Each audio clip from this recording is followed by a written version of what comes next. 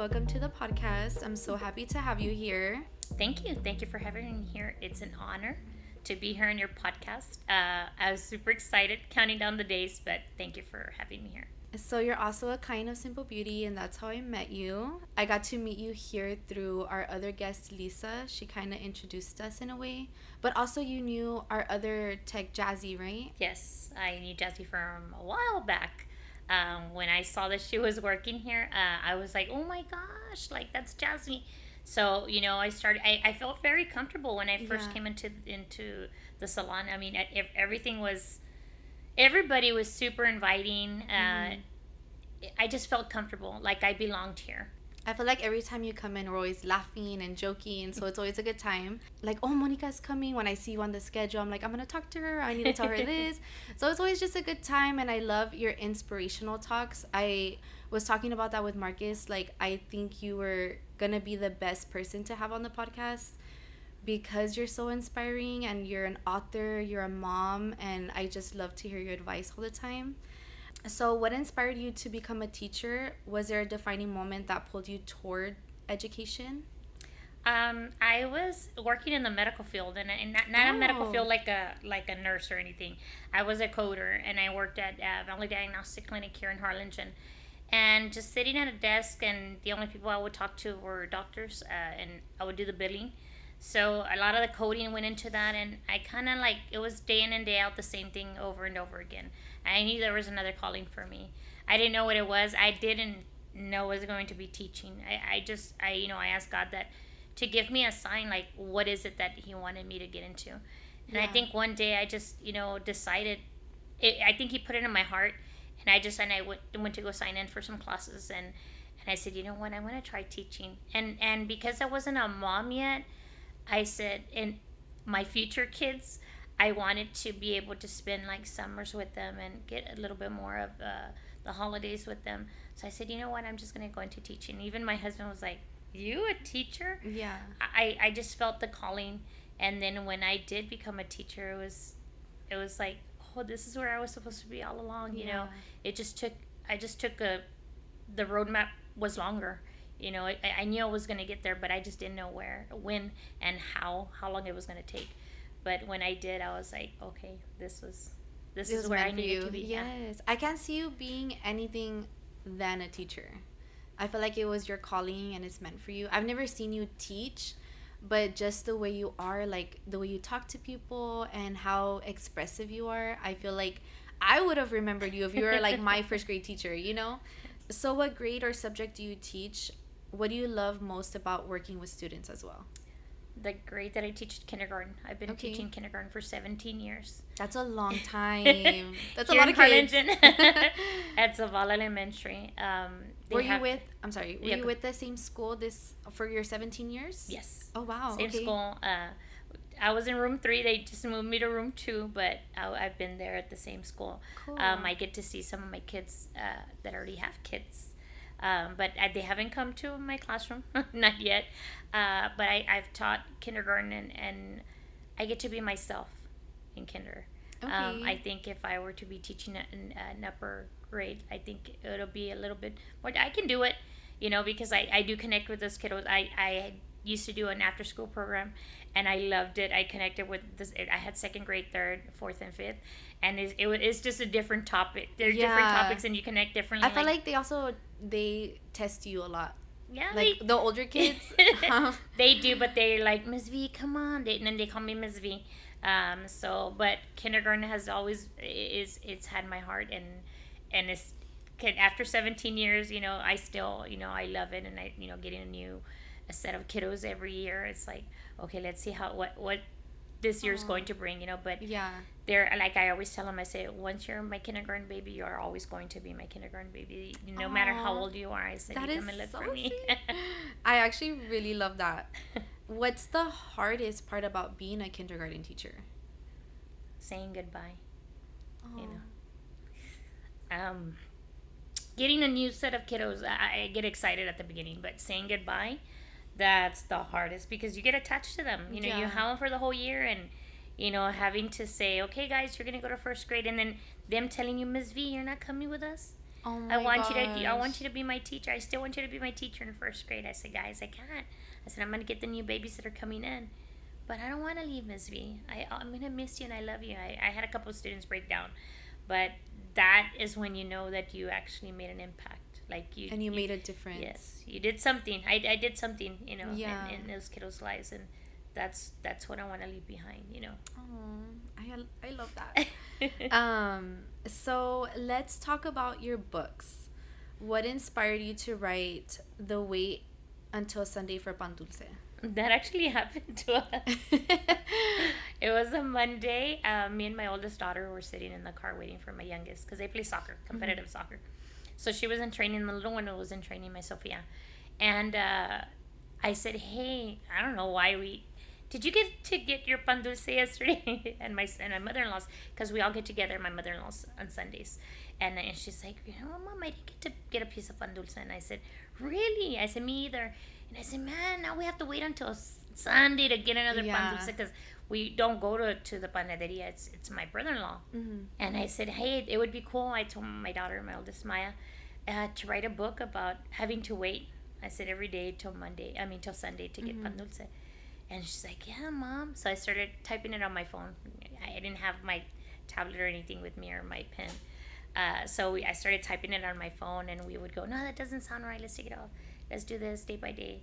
So you kind of wrote the book on your phone. Yes. Oh, I love that. I didn't know that. Yes, a lot of my stories are on my phone. Then I transfer them to my Wow. computer. So do you randomly, like, you're just laying in bed and you're like, oh, I have an idea, and you type on your phone? Yes, Because I I do. do that all the time. I wake up at night, and even in my dreams, I wake up and I do that too. I know we had that conversation of things coming to us in dreams, and I remember you telling me that it was God speaking to us, and I fully believe that because a lot of my ideas, like, I would wake up in the middle of the night and I would wake Marcus up and I'd be like, oh my gosh, I had a dream, we should do this at the shop, and then I'll write it in my phone and I'll start thinking about it. I'll fall asleep. The next morning I wake up and I'm like, oh my gosh, thank God I wrote it down, because I probably wouldn't have remembered that. But I think that's pretty cool, like how the ideas come to us like that. yes, and you get So- to have the opportunity to write it down and make sure you share it, and you're like, oh my gosh, that is. And I always say it's God talking to us when we're laying down, or He wants us to wake up and, hey, write it down. A lot of my stories that, I'm like, oh my God, in my head, and I guess in my dream, I'm just like so excited that that it's like, oh my gosh, this is the best book I've ever came up with. So then I get my phone and I put it down, and then I go back to sleep. I know it was God, putting that in my heart, in my mind to write it.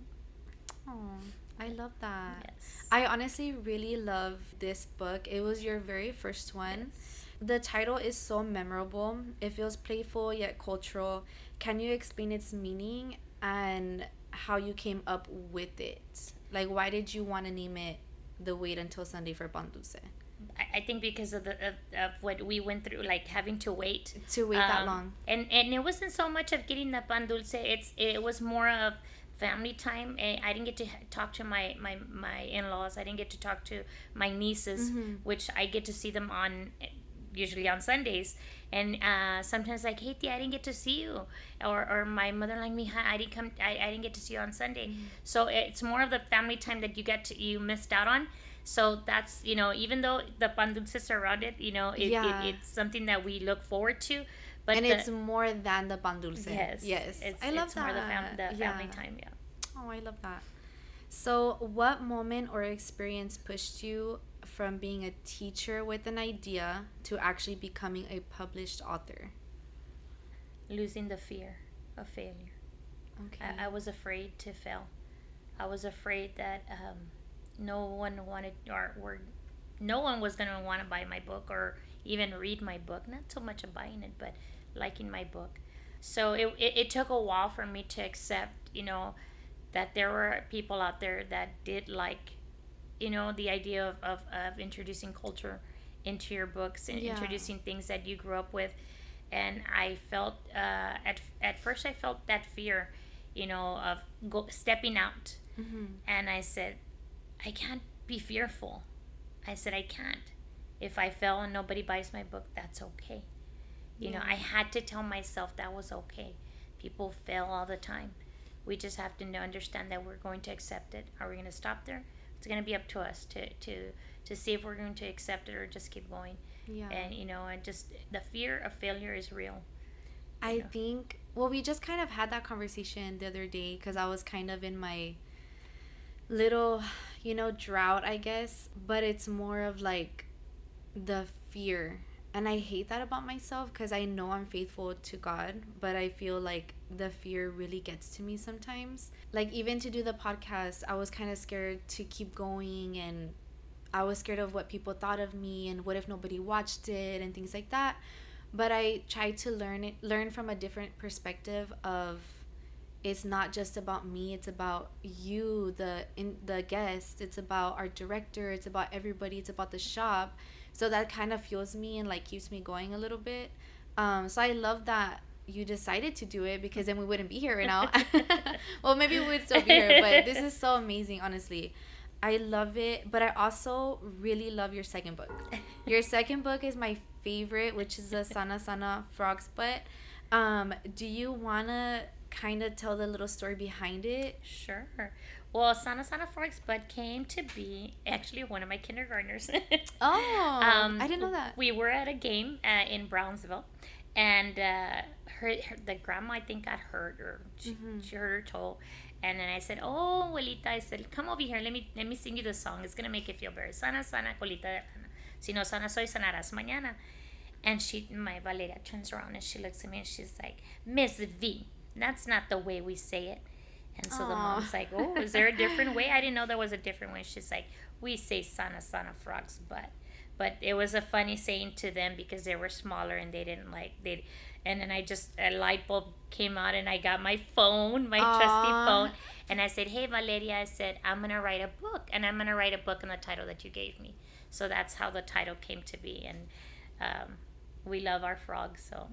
Aw, I think it's so cute. And then I had just asked you, are you the salamander or the frog? You're like, "I'm the frog." Yeah. So I feel like they can take away from that too. Yes. For anybody that hasn't read it, it's kind of inspiring, and it's like, don't let anybody push you around or make fun of you.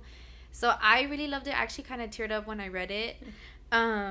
Is there a personal or family connection to this tradition that you wanted to honor? Like, did you say this to your kids growing up? Do you say it to your students? I do. I do say it to my students. I am a bilingual teacher, so I teach my bilingual students. But I say it to all my kids. My girls as well. They've heard Sana Sana Colita de Rana. My grandmother. And you hear it. Everybody hears it. Yeah, and it's like it's a just tradition. Yeah. I just wanted that tradition to stay alive. Because it's something that you hear all the time. And yeah, especially as kids. Yeah, it makes everything feel better, Yeah. When I tell my kids and they start laughing and they forget, you just forgot why you're crying or you hit yourself. It's a sense of knowing their culture and where it came from and how special it is to us, to be able to share that with others. I love it. So, how did this book differ from writing your first one? It was a little bit easier because the first one, it was kind of rocky, like the obstacles that I had to, because I didn't know where to turn. I didn't know how. But TikTok shows you everything. So, a lot of things that I did differently than I did my first one. Things that I would get like an editor and layout designer, the wording and stuff like that, because that's like the first one I didn't know. I was like, "Oh yeah, just put it like that." Yeah. Sure. You kind of learn as you go. Yeah, like you perfect your craft. That's what it is. You perfect your craft. So you have your first one, your second one, and you keep going, and you're like, "Wow, I am doing a lot better than when I first started." But if you don't start somewhere, you're never gonna start. So everybody has their own story, kind of. So that's why I always say, write your own book. Anybody can write their own book. But, it's just starting, or just write your own story. It doesn't have to necessarily be about writing a book. Open a shop, Art is in everything. It just is, it's what people see art as, writing, drawing, nail sculpting, doing, everything's an art. Even teaching is an art. I believe that. I feel like, personally, I can't teach. I'm trying to teach Marcus how to do nails and things, and even he's like, "I can't learn from you." So I feel like it is really special when you can, like the patience, the love, you have to love it, like the passion. So speaking of making your books, creating them, I want you to tell the story about your illustrator because I thought that was very interesting. She's from my illustrator. She's from Indonesia. Um, she's very young. Really? She's How old very is she? young. She's in her early 20s. Oh. She's my this one's because I have a third book coming out, but she's from San Antonio. My third book that's coming out, but she's from Indonesia. I went on Fiverr. I was like, find somebody that you can connect with, and I was like, oh my god, there's millions of artists there, Yeah. but I always say God, sends you people. So I sent my ideas to an illustrator that was on Fiverr, and I said, this is my idea, and she kind of gave me the when I first started with the pan dulce, she kind of gave me like a French, cookies, and I'm like, no, no, no, no, no, no, Oh, no, you're no. like, hold on. Let me send you some pictures of what a mollete is. Let me send you a picture of what empanadas. So the culture difference that we had, her being from another place, another country, and me being over here Mexicana, we got to share. I got to share with her, my culture, my what a pan dulce was, and she was like, wow, I didn't even know that, and I said, well, what is something sweet that you guys, and she would send me pictures. I was like, wow, like It's just so different. Yes, Yeah. yeah. So we connected there, and I loved working with her. She was very respectful, very on time. When I would ask her, hey, sometimes she would even have it before time, and she did exactly. She created my youngest daughter's on the cover of the first book, so my Sophia. So I told her, I said she's morenita. I said with curly hair, and when I saw her on the cover, I bawled. I woke up like at 3 o'clock in the morning, and I saw it because my phone pinged, and when I woke up and I went on my computer, I was like, what? Let me go check. And when I saw my name on that cover, and then I saw my Sophia on that cover, I just, it was a dream that I had for a long time. Yeah. And for her just to send me just an image of what my book could look like, it was just surreal. Yeah. Like something. I was like, am I dreaming? I was like, am I literally like something? I just couldn't believe it that it was actually, becoming reality. I love that. Yeah. It's so inspirational. What was your writing and your publishing process like? Did you self-publish or did you work with the publisher? I am a self-published. They Okay, they call us an indie author. So what do they call it? Indie author. Indie author. Yeah, I've never heard that term. Yeah, you're self-published. Okay. So I went through Amazon, KDP Publishing. Mm-hmm. I had to get a layout designer because they had to design, making sure that the measurements of the book was correct and stuff like that. So they had to lay it out so that I'm able to download it, and then I'll download on my computer and then be able to upload it into KDP Publishing. And then you just put how you want it glossy, you want it, just the finishing touches. Wow. And then you just upload, whatever you have, and like not even 72 hours, you have your book printed and sent to you, and That's make crazy. I never knew the process of creating a book. I didn't know you had to go through all that. Yes, you have to get copyright also. Oh wow. Yeah, you have to pay for copyright. You have to get a BSN number. If you see it in the back of the book, I'm just gonna turn it. There's a barcode, and there's a BSN number that attaches that ownership to you. Oh wow, I didn't know that either. Yes, and a lot of people, they're like, I did have a lot of people contact me, asking for steps, and I'm like, I'll help anybody. Yeah. I knew I was stuck, and I didn't have anybody to turn to. So pretty much everything you learned on your own. Yes. Like you had to figure it out. Yes. Wow. Yes. That's kind of like me with the shop too. Because I have my business partner, but she's never opened a nail salon before. So we were both kind of going on our own, figuring it out. And we're talking about maybe growing. And so now we're kind of like, well, now we know what to do. So that's kind of like us with your second book, right? So what do you hope for young readers, especially Latino kids, feel when they read your books? Inspired. Mm-hmm. Inspired.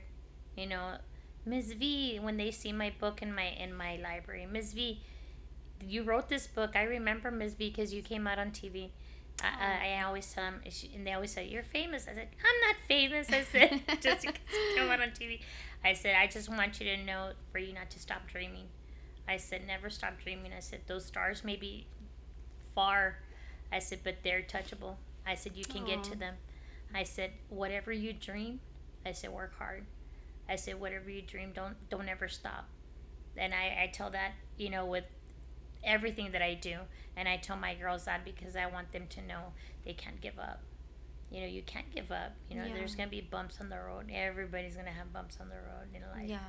But you just can't just say, you know what? Yeah, I did it once. I'm not going to do it again. Because we learn from our mistakes. Yeah. And we're like, I don't think I'm going to do it that way this time. I feel like sometimes we're our worst critics as well. So we take things hard. And I feel like with social media, like everything has to be for views and likes. And sometimes we don't do things for ourselves. But I feel like that's when we need to turn around and say, like, we're doing it for us. Yes. You know what I mean? So I think that's pretty cool. I love that. Speaking of road bumps, did you have any roadblocks or doubts along the way? So how did you overcome those? I always tell everybody, don't look back. Okay. Don't look back at your past. That was really hard for me. I would always look back, and I guess life would always mock me. Mm-hmm. And like you said, you are your own destroyer of dreams. You are the only person that can actually stop you from reaching those goals that you set Yeah. out in life. Because, like you said, we're our own. We criticize ourselves so much, Yeah. and we tell ourselves, "No, hombre, we can't do that. We can't. Mm-hmm. We're not capable of reaching that." We see all those TikToks, and these people are, selling this and selling that, or Yeah. becoming famous and stuff like that. But yet, we're like, man, why can't I be like that? Because that's not your life. Yeah. People, or we try to sabotage our own life, like, oh no, I can't do that because Mm-hmm. I went through this and I went through that. Pobre me, I can't. So we always tell everybody, don't look back. And that's what I did. I didn't look back. Yes, I tried the first time, my stories when I was younger, they burned down in my house. I had a house fire. Oh my gosh. Yes, and it kind of crushed me. But I was like, I can't look back. I'm giving advice, and yet I'm not taking my own advice. Yeah. Yeah. So I said, I can't sabotage my own self, and if I fail, oh well. I'll try it again. Yeah. Oh. Yeah. See, it's so inspirational. So how do you balance writing, teaching, and your personal life? Does Oh it ever my get hard sometimes? Yes. Because you are a mom. Yes. I am a mom to an 18-year-old daughter that just graduated high Yes. school. She's going to start college. And my 11-year-old, actually, today's her birthday. Oh, Yeah, she has training. You're like, that's why I'm here. Yeah.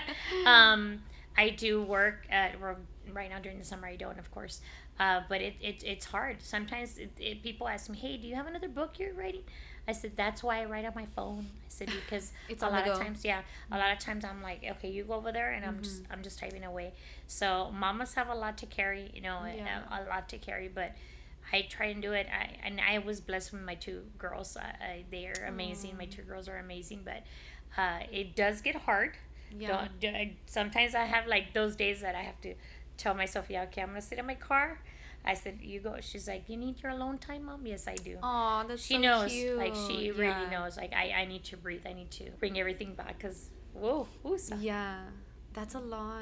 Yes. I'm not a mom, so. But I you're have a mom lot. to this. Yeah, this is my baby. But I Yes. feel like I can't imagine being a mom. Like, I meet so many moms every day, or I talk to moms all the time. And I'm like, how do you do it? Because I feel like I lose my mind and I don't have kids. You know what I mean? But it's so rewarding. It is rewarding. It's rewarding. I don't know if I'll have kids one day, which we've talked about this on the our other episodes. Uh-huh. But if I ever do, I have so many moms in my life. I know I'll be okay. You're gonna be an amazing mom if you ever become a mama. I'm like, we'll see. So I know we've kind of mentioned your third book as we've been talking. So do you want to talk about that? Do you want to introduce it? Yes, my third book, which is called the La Rosca de Reyes, Who Got the Baby. It's about the Rosca de Yeah. Reyes. I'm excited because it's been a long time. I have an illustrator from San Antonio. And Okay. yes, it's a little bit different. That we have culture, the same culture, the same background. So it's easier for us to connect with, what our beliefs and what the Rosca de Yeah. Reyes means to us. Yeah. And actually, my husband's grandfather's name is Reyes. He passed Oh. away already, but we would always get the Rosca de Reyes to celebrate his birthday. So Rosca de Reyes means a little bit more attachment, emotionally with that. But it was a fun book. It was a fun book to write. And now that it's becoming a reality, the pictures in it, I'm just like, oh my gosh, I'm so You're excited. Yes. So are you done writing it, or Yes. you're done writing it? Yes. Okay, so what are you waiting for? Just the illustrations to be The illustrations, finished? and then she's the layout design and everything that she. So it's almost here. Yes, it's almost here, and I'm excited. Aw. She says maybe like in August. Okay. So I'll be releasing it soon. Oh, I So can't I'm wait for excited. it. I'm excited. Yeah. I mean, she's doing beautifully. Yeah. Making my book come to life. I did get to see a little picture. We're gonna insert it here Yes. for the audience. Yes. I'm really excited for that one. Do you want to tell the meaning behind the Rosca de Reyes? Yes, of course. Because I don't know if a lot of people know about it, or people that aren't in the Hispanic culture, if they don't know about it. So the Rosca de Reyes is they hide baby Jesus inside, which is a cake. It's a ring, and the knife that's going and cutting it was when Herod the king wanted to find this newborn king that everybody talked about. So the knife is getting closer to Jesus, but it never reached him. So that's biblically, that's what it means. And whoever gets the baby now our celebration has to celebrate it with the tamal party. Tamales Yes. for El Día de la Tamales. Candelaria. So in the book, I do explain, the dates. I do explain about, my family, who's getting the, how you cut the piece and you're like, no, I don't want that piece because I have the baby. I can see the little feet. So, about getting the pieces and the different people that are getting the pieces in the book. And it also it has the dates in there. And I am going to put a little bit about the meaning of the Rosca de Reyes, so that our culture, why we celebrate it is kept alive, because a lot of kids don't know about the Rosca de Reyes, and they just see a piece of bread with sweet stuff on top, and they just eat it. and they get excited when they get the baby, and then they see the mom. You can see them in the background like, no. They're like, why is it Yes. You're like, I just got the baby. Like, but it was fun to write. And even my daughters were like, Mom, I just thought the Rosca de Reyes we would celebrate it because it was great grandpa's birthday, or Oh, And because I'm you guys had the meaning. yeah, because we knew the meaning, and I never understood that my kids didn't understand the meaning of what the Rosca de Reyes meant. Yeah. So that's where I was like, oh my gosh, like, okay, now I have to, and I explained stuff to them, Yeah. why we celebrate things. It's actually really cool. I'm so excited to read it. I can't wait to have it at the shop. I do have your books displayed here, so when we have kids or whatever, we get to let them read them. That's awesome. When you sell your books, do you only sell them on Amazon? I do. I have some on personally, I buy them on my behalf, like on Amazon. I have them. So when I have certain events, I sell them there. But they can contact me on my Facebook. I have an author page. I have a TikTok also called Author Monica V, and they can just look me up, and I'll meet Purchase them anywhere. one. Yeah. Yeah, I love that. Maybe we can get a stack of books so we can sell it Sure. here at the shop. Yeah. So I think it's gonna be really fun just to get the word out. My clients get really excited when I tell them about the book, especially the ones that don't have kids, that Yes. they don't read kids books. So I think it's pretty cool, and I'm excited for your new book. Thank I you. can't wait. I'm I'm excited. gonna be too. the first one to buy it. I'll let everybody know. I love it.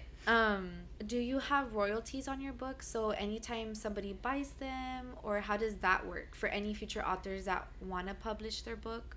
So what Amazon does, KDP, they let you set a price, but they're gonna charge you for printing purposes. There's a lot of printing companies out there that you can actually get, and you can research it. Like if you want to print it, sometimes it'll cost you like $5 to print it, which is a lot cheaper than going through Amazon.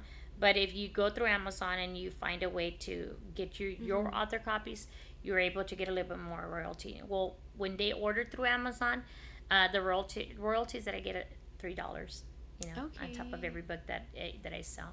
Yeah. But I like to share. There's other areas, even if maybe there's a publishing house that's looking at you. Oh, that might pick up wow. your book, that you might be doing a series.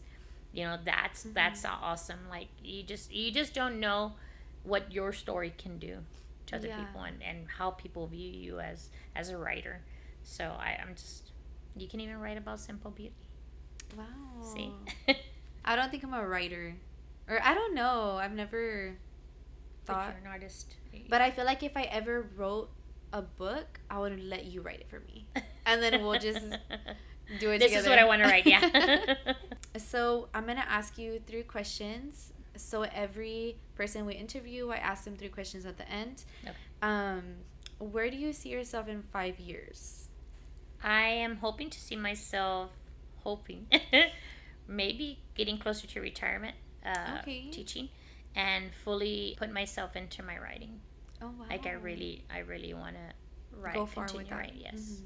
Yes, I think you should write a book about your life. I've started one. You started one? Yes, I've started one, and one of Oh them my is called My Brown gosh. Skin. And I'm gonna cry. my mom always says that was my first story that I wrote, and it's about me being a migrant worker going up north Oh and my working in the fields, gosh. and how much racism is up there, and how much we had to endure, going up there and working in the fields. It made me a stronger person. We didn't look forward to summers like now. My kids, I see my girls Yeah. and they look forward to summers. I didn't look forward to summers because I knew summer was going to be having to work. Yeah. So it's a lot of my experiences, having to stand under the hot sun, having to hear her alarm at 4:30 in the morning, having to get up, but things like that. Yeah. But you know what? I always thank my mom for giving me that that work ethic that she instilled in me. I'm just like, I tell my kids, you can't do that. Okay, move out of the way. Let me do it. So it's kind of like, something that she instilled in me. So I remember you I telling did. me a story about being over there and you were a little girl, like I think you said 8 or 7, and you were like cooking Yes. with everybody and they were teaching you how to cook. Yes. I think those experiences are so special because you learn a lot. Like, yes, you're going through really hard times and it's hard and it's hot and you're just everything, the racism, everything, but that's what made you who you are. Yes. You yes. know what All I those mean? life experiences. Yeah. I wouldn't be who I am today without them. Yeah. I I wouldn't love be. that. That's so crazy. So, since you're a client here at Simple Beauty, tell us your experience from a client's point of view. So now we're gonna kind of shift it over to the shop. I love coming here. Really? It's my favorite. Like when I send Jazzy, hey Jazzy, do you have some time for me? And she'll say, oh yeah, I try to get it because I do work till 4, so I had to like make sure I have enough time. And the time that I spend here, I'm telling you, I was telling Jazzy, go thinking about the other shops that I've been to. I don't feel like, oh, I'm walking on eggshells because people are going to look at me, and I feel like people are judging and talking, look, and here's like everybody knows you, everybody has a smile, everybody Yeah. welcomes you, and you have a conversation. It doesn't matter if Lexi does your nails or if Jazzy does your nails or if Yeah. somebody does your nails. You're having a full conversation with that person. Even with Marcus, I know. you just have conversations. It's just like, hey, how are you doing? Yeah. And I'm like, oh, I'm seen. I'm actually seen. Like, I'm not just a customer. Yeah. Monica, hey, she's coming in. Hey, how are you doing? Yeah. That's how I feel. Like, I hope that the people that do come here feel the same way, because Yeah. I feel that. I feel like if I'm always welcome, it's always a happy place here. Yeah. I try. Yes, no, it's an awesome place. You don't feel Yeah. like you don't feel awkward. Like, like. Yeah. One thing I don't like with other salons, when you walk in and you feel uncomfortable because nobody helps you, or like everybody just stares at you. Yes. Like, we don't want that environment. We want to be welcoming. And also, I try my best to talk to everybody. Like, some days I'm like tired or I'm going through something, but I always try to go and talk to everybody because I know it makes them feel special. And I feel like just making everybody laugh is That's the best. yeah, it's like the best part. So that too, like, even when I didn't know you and you came to the shop, like, I just talked to everybody. Like, I just Yes. wanted to talk to you. Yes. And sometimes I feel like I'm really awkward with younger kids like when your daughters are here, I'm like, I don't know how to talk to people my age or like younger people. That's like the worst thing. So that's something like I want to get better at. But other than that, I'm like, I want everybody to feel like they're not a number. Yeah. I think, you know what I mean? I think now with the kids nowadays, they're so stuck on their phone, so Yeah. it's hard for them to have a conversation with you. But once you get started, they're like, oh, okay, she wants to talk to me later. Yeah, I don't know why, because I've never really talked to your daughters. I always want to, but I get really like shy with them. But I get really shy with teenagers. I don't know why, like they're judging me. I don't know why. It's the time. I guess that's what it is. I'm always like, am I too old already? Or like, do they think I'm old? I like when the kids are like, Miss V, you're cool. I'm like, oh, like I am. Oh, thank you, I am. Thank you. So, what would you like to see in the shop to help us continue to grow? Just continue being yourselves, smiling, being welcoming. I mean, everybody, like, they're not, you're smiling, you just say welcome. And I mean, what you guys are doing right now, I love it. I just, like I told you, I don't feel like if I'm just, she's just a customer. No, I feel like I'm me here. Like, I feel like if I've always belonged here. I'm like, where were you guys a long time ago? I know. That's how I feel about you. Because I feel like a lot of my clients, I've known them for like 8 years. And I feel like I barely met you like this year. But I feel like I've known you forever. It's so crazy. I'm like, wait, we saw each other in our past life or what? I feel like we're also very similar, like our personalities, the way we are. So we just vibe together. Yes. But awesome. I'm so excited that you came. I'm so excited for your books. I love your books so much.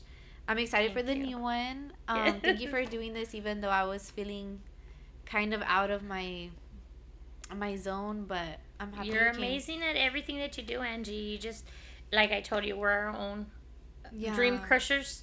We're our own critics. We have to not do that to ourselves. It's really hard, even if it's coming from me. Because sometimes we do that to ourselves, you're amazing. Know that you're amazing. Know that you're touching, even if you touch one life. Yeah. Even I hope I touch yours. No, all the time. Like I tell everybody, I said, you're amazing. You're an amazing human being. The way you talk with people, the way your dreams, like if I'm living your dreams, I get excited for your dreams because you're so excited, and I'm like, well, she can do it if you have dreams and you. That energy, that positivity goes to other people. Yeah. It does, and just being you. Don't change. Cry. Like, don't change for anybody. Yeah. And people are gonna talk. People are going to try to steal away your happiness. But you're like, nobody's gonna be stealing away anything. Yeah. God has given this to me, and you just keep on shining. And I hope I get to continue to meet people like you. I'm happy you came on. Thank you. And thank you. You're amazing, Mama. Don't ever change. Thank you. Thanks.